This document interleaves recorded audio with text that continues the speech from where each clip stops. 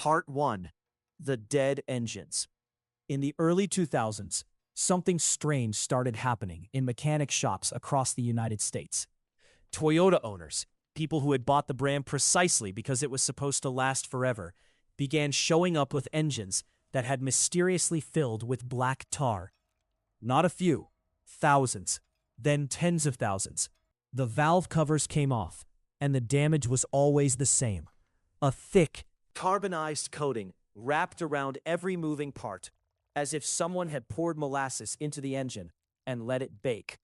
The oil passages were half closed, the pickup screens were strangling, and the engines, many of them well under 100,000 miles, were dying. The owners had done nothing obviously wrong. They had changed the oil when the dashboard told them. They had bought the most reliable cars on the planet, and yet, somehow, the chemistry inside those engines had quietly turned against them. By 2007, Toyota had extended warranty coverage on roughly 3.3 million vehicles and was paying out settlements on one of the largest engine damage actions in modern American automotive history. But the real story, the one that should have been on every news channel in the country, was never really about Toyota. It was about what happens inside every engine, every time the key turns. It was about a slow-motion chemical reaction that millions of drivers are unknowingly feeding every morning on the way to work. And it was about a cure that has been discovered, forgotten, and rediscovered for 2,000 years. A cure that sits on a grocery store shelf today for a few dollars, right next to a nearly identical-looking product that will destroy a modern engine in 6 months. This is the story of the disease that killed those Toyotas, the ancient chemistry that can stop it, and the $1 shortcut that the internet keeps begging drivers to try, even though it is one of the fastest ways ever invented to turn a working car into a paperweight.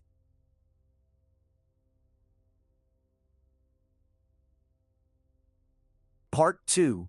The Autopsy. How sludge actually forms. To understand why engines die from the inside, it helps to understand what sludge actually is. Most people picture it as simply dirty oil. It is not. Sludge is a phase change. It is the moment at which motor oil stops being a lubricant and starts being something closer to a tar. A thick, sticky, non-flowing polymer that clings to metal and refuses to let go. Every time an engine runs, the oil inside it is heated to somewhere between 200 and 250 degrees Fahrenheit. On a long highway drive, that temperature is enough to boil off moisture, cook off trace fuel, and keep the oil's additive package doing its job.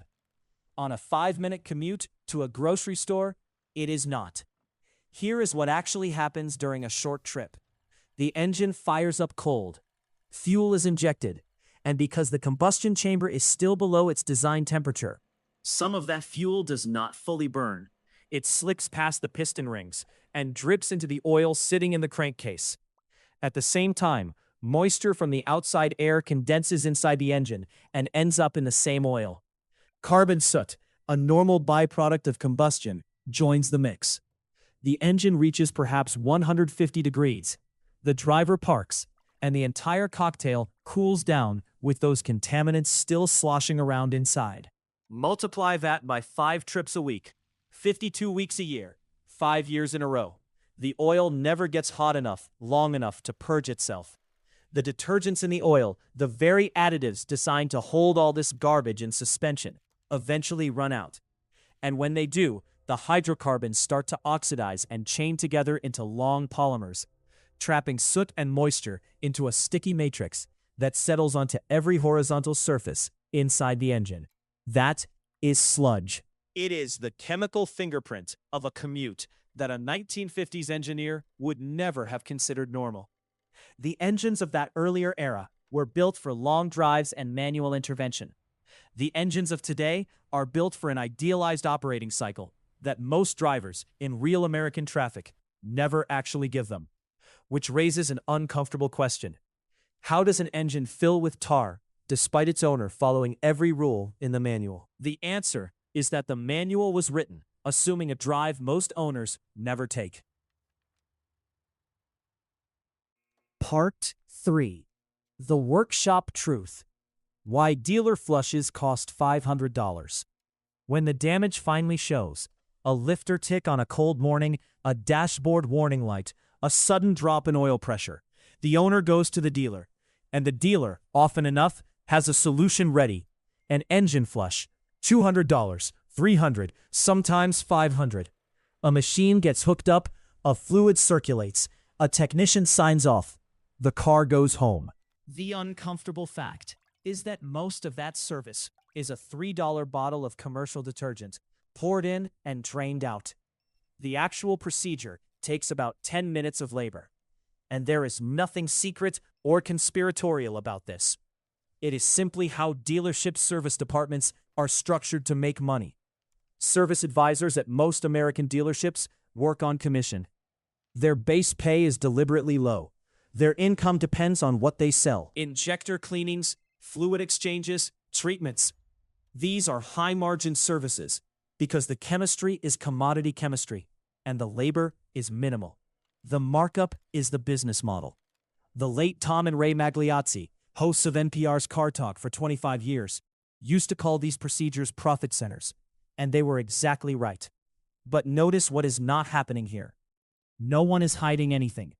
The ingredients in every flush product are printed on the bottle. The chemistry is taught in every introductory engineering course. There is no cartel, no secret meeting, no suppressed patent. What exists instead is a simple incentive structure. The products that actually dissolve sludge are so cheap that no company can build a marketing budget around them. A bottle of commercial engine flush detergent retails for a few dollars. There is no subscription service for sodium carbonate. There is no television ad campaign for citric acid. These are commodity chemicals, and commodity chemicals have no corporate champion. This single pattern explains most of what looks, at first glance, like a corporate conspiracy in consumer life. It is not that someone is suppressing useful information. It is that useful information about cheap, unpatentable products cannot pay for its own advertising. So it drifts into the margins, into forums, into grandfather advice, into folk knowledge, while the expensive version drifts into the dealer service aisle.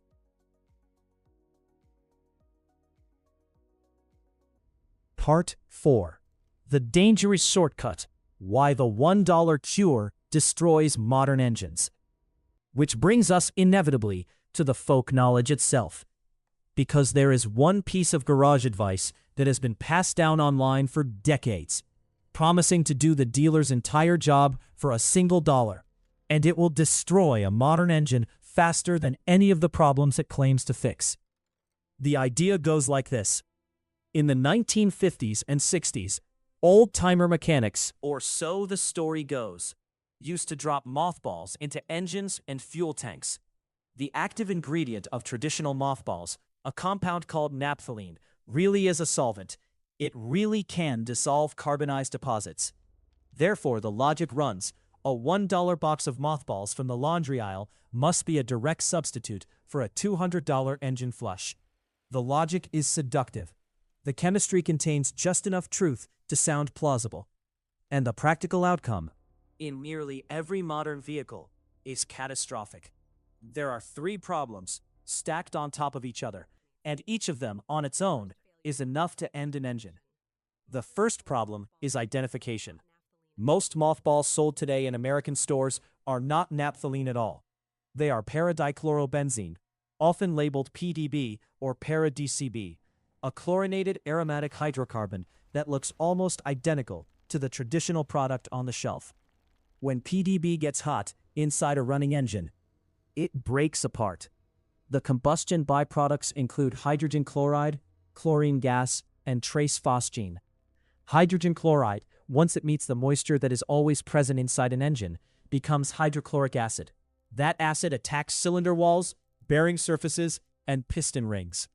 Independent oil analysis laboratories have documented real cases in which chloride contamination, introduced through unauthorized additives, depleted an engine's acid-neutralizing reserve and led to corrosive failure within a single service interval. A grocery store mistake becomes a blown engine at 150,000 miles. The second problem is that even genuine naphthalene, the compound the folk story remembers, was compatible with an engine that does not exist anymore. The old trucks and tractors that get credited with mothball cleaning ran on thick, primitive materials. They had cast iron blocks, coarse nitrile rubber seals of generous tolerance, and no emissions equipment whatsoever.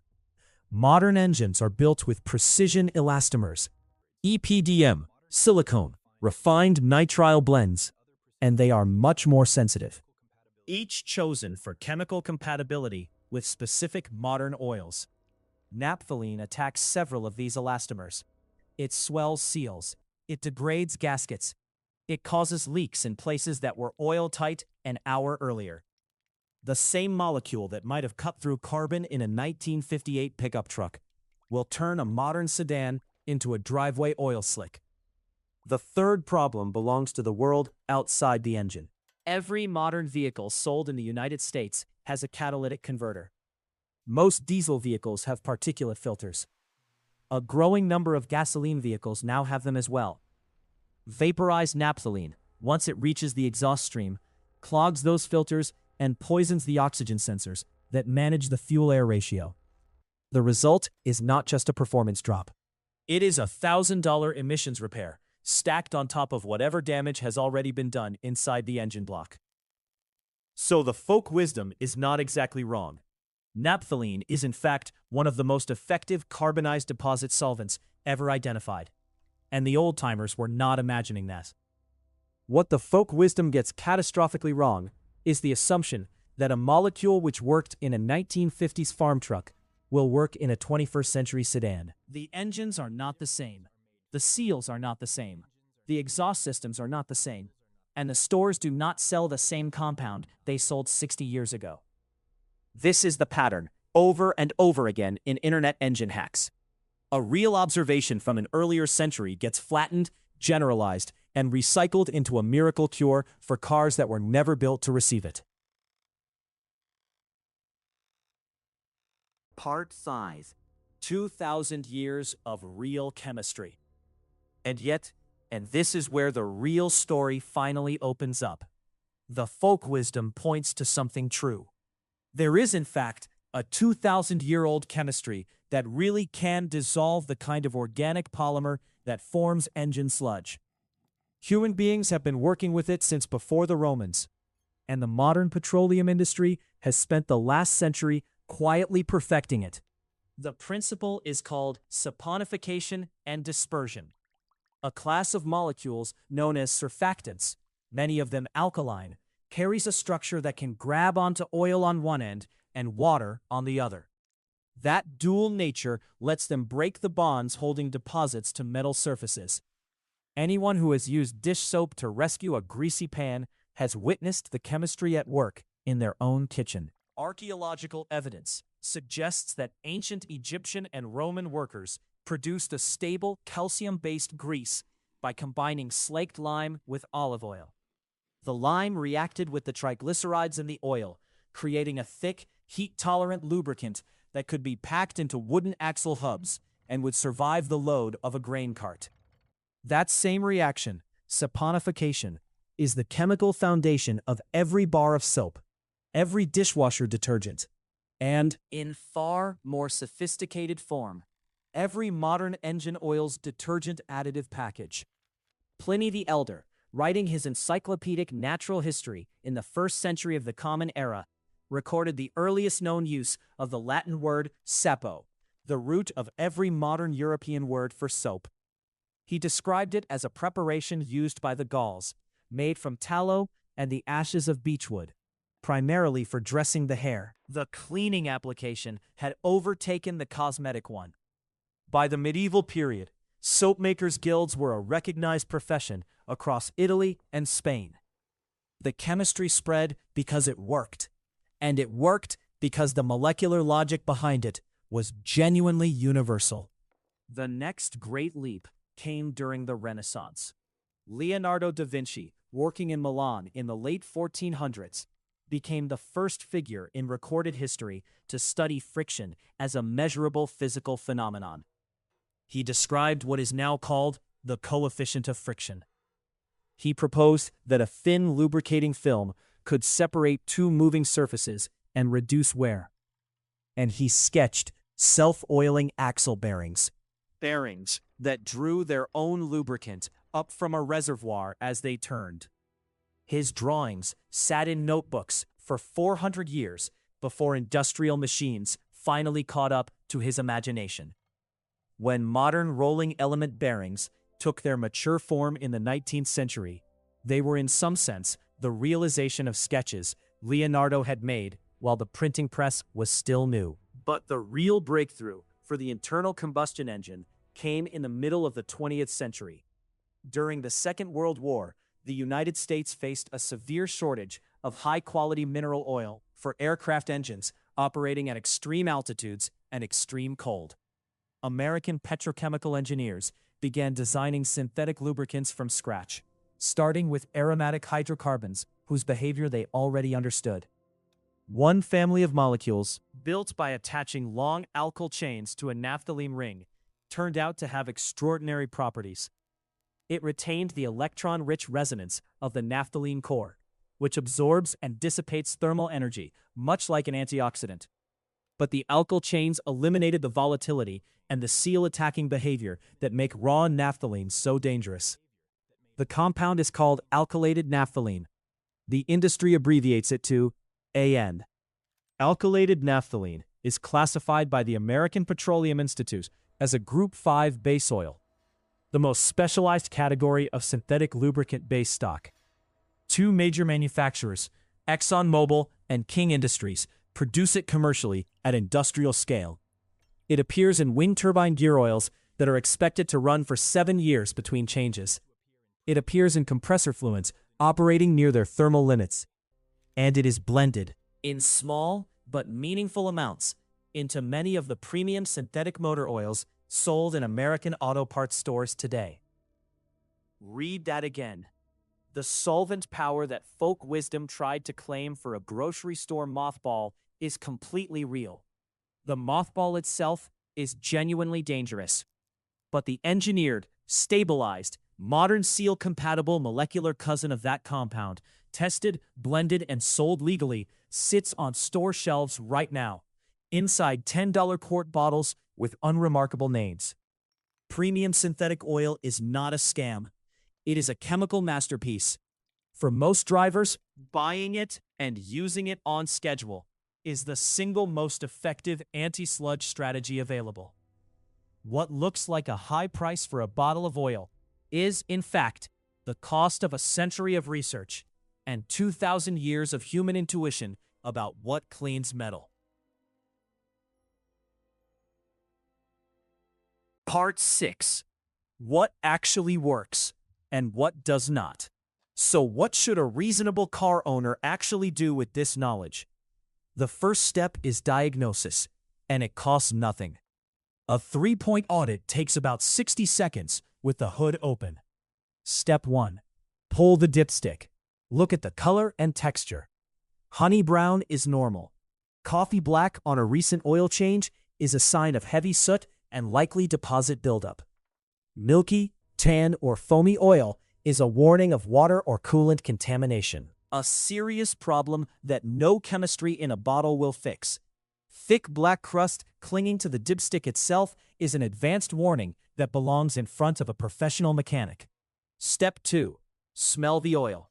A faint petroleum scent is normal.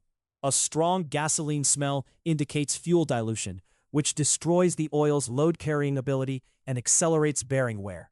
An acrid burnt smell means the oil has been cooked past its useful service life. Open the oil filler cap and shine a flashlight inside. A healthy valve train should look like metallic parts with a thin brown film. Thick black crust, flaky deposits, or visible tar is a clear signal that the engine needs more than a routine oil change. For engines showing early or moderate sludge, a commercial engine flush used correctly is generally the right answer. Products made by reputable lubricant companies are formulated with modern seal compatibility in mind. And most will dissolve light sludge safely during a 5 to 10 minute idle cycle before a fresh oil and filter change. For drivers who want something gentler, adding a measured dose of a recognized fuel system or engine oil treatment before an upcoming oil change. Then driving normally for a short distance is a common middle ground approach. It is less aggressive than a dedicated flush. It is also less likely to dislodge a large sludge fragment that could block a critical oil passage on its way out. There are, however, real limitations that need to be said plainly, because the honest picture matters more than a clean one. On a very high mileage engine that has been neglected for a long time, aggressive cleaning can actually cause failure. In some older engines, the sludge itself is the only thing sealing off worn gaskets and hardened rubber components. Dissolving that sludge exposes seals that are no longer watertight, and the engine begins to leak the moment it is cleaned.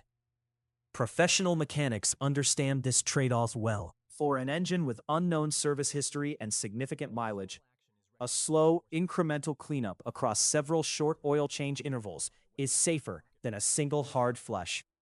Vehicles with particulate filters, most modern diesels, and an increasing number of gasoline engines require extra care. Aggressive solvents can release deposits faster than the emission system can process them. Sticking to a manufacturer-approved treatment is the only responsible path. And for any engine still under factory warranty, unauthorized additives and flushes can void coverage. This is worth a 5-minute phone call to the dealership before spending any money on an aftermarket product. But the most powerful tool is not a bottle at all. It is a habit. The single biggest cause of sludge in American engines is not bad oil. It is the 5-minute commute. And the fix for the 5-minute commute is a 20 to 30-minute drive at highway speed once a week, long enough to bring the oil to full operating temperature, long enough to boil off the condensation, the unburned fuel, and the light volatile contaminants that accumulate during cold start trips, long enough to let the oil's detergent additives actually do the work they were designed to do. A weekly 30-minute highway drive, combined with an oil and filter change at or slightly under the manufacturer's recommended interval, is more effective than any $300 dealer service at preventing the kind of damage that killed those Toyota engines in the early 2000s. It costs nothing. It requires no product. It is, by a wide margin, the most underrated maintenance habit in modern driving. Part 7. The Deeper Lesson. The history of engine maintenance, seen from a distance, is really the history of the same lesson being learned over and over. Every generation discovers a simple piece of chemistry that works: saponification, surfactant detergency, thermal additive stability. And every generation watches that chemistry get rediscovered decades later in a more expensive package. The Romans knew how to make calcium grease. Leonardo knew how to design self-oiling bearings. Wartime chemists knew how to engineer synthetic aromatic base stocks that would outperform anything found in the ground. And somewhere along the way, the average car owner lost the plot and started looking for answers in internet forums and dealership upsells instead. The deeper lesson, the one that extends well beyond cars, is this: the most important knowledge in any practical field is rarely hidden. Part 8. 3 things to do tonight. What does all of this actually mean for the car sitting in the driveway tonight? 3 simple things. First, before the weekend ends, pull the dipstick. Look at it. Smell it. Open the oil filler cap and shine a light inside. That 60-second inspection is the single most valuable piece of diagnostic work most drivers will ever do on their own vehicle, and it is completely free. If the car has been doing almost nothing but short trips for months, the school drop-off, the grocery store, the coffee shop, plan one 30-minute highway drive this week, not to reach any particular destination, just to let the oil reach full operating temperature and purge itself properly. Then make that drive a weekly habit. Third, open the owner's manual and find the actual manufacturer-recommended oil change interval under severe service conditions, which almost always includes short trip driving, dusty environments, frequent idling, and extreme temperatures. That interval is almost always shorter than the mileage number posted on the service department sign. It is also the number the manufacturer's own engineers actually believe in. None of this requires a mothball. None of it requires a $500 dealer service. None of it requires trust in a conspiracy or a guru. It requires attention, a few dollars worth of well-chosen chemistry every few months, and a willingness to do for the engine what the engine was designed to have done for it. 2,000 years of accumulated chemistry, quietly built up for this exact moment. The knowledge has always been available. The only variable that ever really changes, generation to generation, is whether the average owner chooses to use it.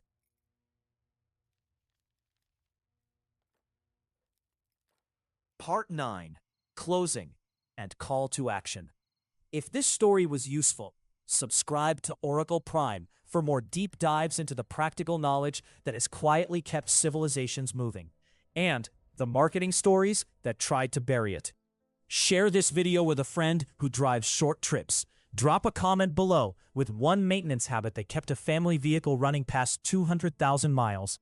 And remember, the history inside the driveway is always longer and always more interesting than the sticker on the windshield would ever suggest. This is Oracle Prime. Stay curious, stay skeptical, and stay on the road.